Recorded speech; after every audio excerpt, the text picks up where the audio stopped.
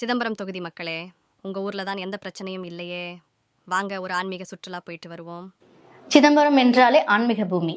சிதம்பரம் நடராஜர் கோவிலில் தீட்சிதர் ஒருவர் பெண் பக்தரை கன்னத்தில் தாக்கிய சம்பவம் பரபரப்பை ஏற்படுத்தி இருக்கிறது. சிதம்பரத்தில் மட்டும் அது நடராஜர் திருக்கோயிலில் மட்டும்தான் தீட்சிதர்களால் பக்தர்கள் தாக்கப்படுகிற பாதுகாப்பு இல்லாத சூழல் நிலவுகிறது.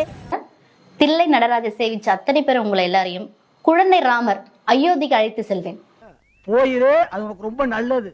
மதுரா கிருஷ்ணனுடைய அருளை பெறுவதற்காகவும் ஆசீர்வாதம் பெறுவதற்காகவும் உங்களை ஆன்மீக சுற்றுலா அழைத்து செல்வதற்கு என்னுடைய பொறுப்பாக எடுத்துக்கிறேன். எல்லா செலவும் நான் பார்த்துக்கிறேன். ரெடியா இருங்க சிதம்பரம் வாசிகளே.